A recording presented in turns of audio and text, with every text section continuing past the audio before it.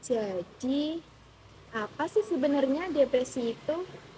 Menurut World Health Organization atau bisa disingkat sebagai WHO, tahun 2023, depresi adalah gangguan mental umum yang ditandai dengan suasana hati yang sedih, kehilangan minat terhadap hal-hal yang biasanya menyenangkan, serta penurunan energi yang berlangsung cukup lama. Di dunia psikologi klinis, depresi dipahami sebagai kondisi yang mempengaruhi pikiran, perasaan, dan perilaku seseorang.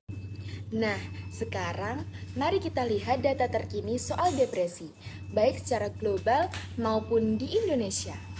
Menurut laporan WHO tahun 2023, lebih dari 300 juta orang di seluruh dunia mengalami depresi. Itu artinya hampir setiap 1 dari 20 orang di dunia bisa terkena gangguan ini. Di Indonesia sendiri, data dari Indonesia Family Life Survey menunjukkan bahwa sekitar 23,4% orang dewasa mengalami gejala depresi. Sedangkan pada kelompok lansia, angka ini mencapai 16,3%, terutama pada mereka yang tinggal di daerah perkotaan. Sementara pada remaja usia 15 tahun ke atas, prevalensi depresi berada di angka sekitar 6%.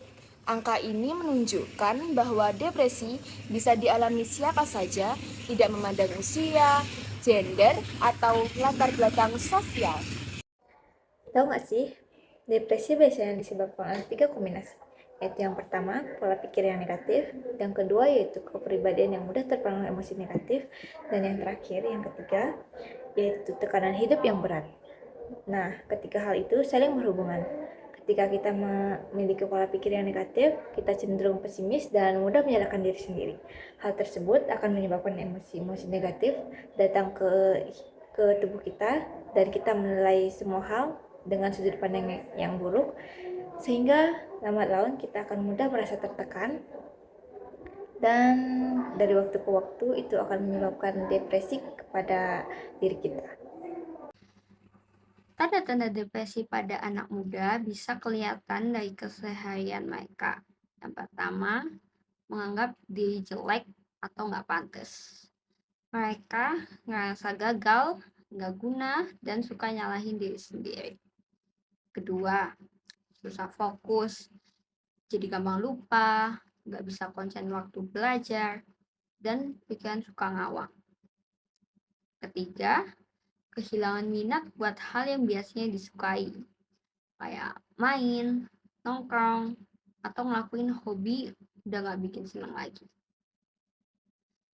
Keempat, berat badan bisa naik atau turun banget tanpa sebab jelas, bukan karena diet atau sakit.